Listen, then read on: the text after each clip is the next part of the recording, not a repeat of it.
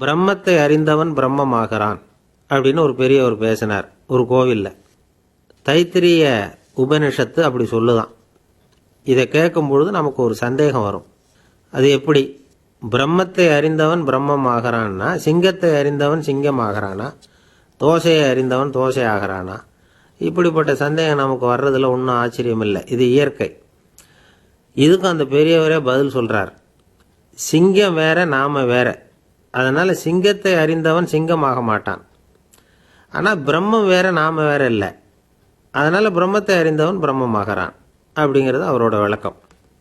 மனிதன் அவன்தான் தான் பிரம்மங்கிறது தெரியாதனால தான் அதை வேற எங்கேயோ தேடிட்டு இருக்கிறான்.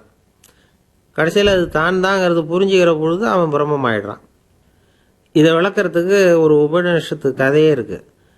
நமக்கு தெரிஞ்ச கதை தான், ஆனால் அதை வேற விதமான அர்த்தத்தில் விளையாட்டாக சொல்லிகிட்டு இருக்கிறோம். ஒரு சமயம் ஒரு 10 நண்பர்கள் ஒரு காட்டு வழியாக போய்கிட்டு இருக்கிறாங்க. குறுக்க ஒரு நதி, அதை கடந்து அடுத்த பக்கம் போகணும். எல்லாரும் ஒரு வழியாக கடந்து அடுத்த கரைக்கு போய் சேர்ந்துட்டாங்க. அங்கே போய் சேர்ந்ததுக்கப்புறம் எல்லாரும் பத்திரமா வந்து சேர்ந்துட்டோமா அப்படின்னு தெரிஞ்சுக்கிறதுக்காக எண்ணி பார்க்குறான் அந்த கூட்டத்து தலைவன். அவங்க மொத்தம் 10 பேர். ஆனால் அவன் எண்ணி பார்க்குறப்போ 9 தான் வருது. ஏன்னா அவன் தன்னை விட்டுவிட்டான். எதிரில் நிற்கிறவங்கள மட்டுமே எண்றான். ஐயோ 10வது ஆள் எங்கேங்கிறான், பதறான். சரி நீ இரு, நான் எண்ணி பார்க்குறேன்னு சொல்லிவிட்டு இன்னொருத்தன் வந்து எண்றான். அவனும் தன்னை விட்டுட்டு எண்றான். 9 தான் வருது. எல்லாரும் கொய்ய முறையோன்னு கத்த ஆரம்பிச்சிட்டாங்க. அந்த சமயத்தில் ஒரு பெரியவர் அந்த பக்கமாக வர்றார். என்ன விஷயம்னு விசாரிக்கிறார். 10வது ஆளை 6 அடிச்சுட்டு போட்டுது அப்படின்னு சொல்லி இவங்க அழறாங்க. சரி அழாதீங்க அப்படின்னு சொல்லி அந்த தலைவனை பார்த்து இப்படி வாங்குறார். வர்றான். இப்போ எனக்கு முன்னாடி ஒரு தரம் எண்ணு பார்க்கலாம்ங்கிறார். 1 2 3ன்னு ஆரம்பித்து 9ல் வந்து முடிக்கிறான். உடனே பெரியவர் நீ தான் அந்த 10வது ஆள் அப்படிங்கிறார். இது உண்மை. நாம தான் அது. நாம தான் நம்மளை வேற எங்கேயோ தேடிட்டு இருக்கிறோம். நாம் எங்கேயோ தேடிட்டு இருக்கிறோமே, அந்த பிரம்மம் நாம தான். இப்படி ஒரு பெரிய உண்மையை விளக்கிறதுக்காக தான் அப்படி ஒரு கதை சொல்லப்பட்டது. ஆனால் அதை வந்து நாம் வேறு விதமாக வேடிக்கையாக உபயோகப்படுத்திக்கிட்டு இருக்கிறோம். எப்படி தெரியுமா? ஒரு ஆத்தங்கரையில் ஒரு 10 பேர் முழிச்சுக்கிட்டே நின்றுக்கிட்டு இருந்தாங்களாம்.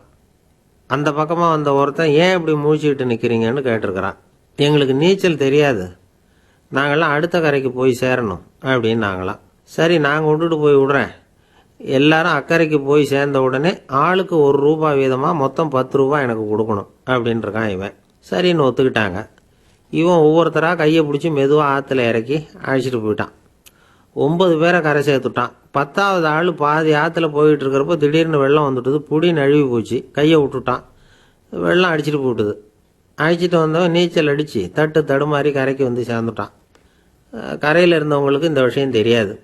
இருந்தாலும் இவன் உடம்பு பூரா நனைஞ்சி கொஞ்சம் அதிகமாக மூச்சு வாங்க நின்றுக்கிட்டு இருந்தானா, ஏங்க ஏன் இப்படி மூச்சு வாங்குது, என்ன விஷயம் அப்படின்னு கேட்டாங்களாம்.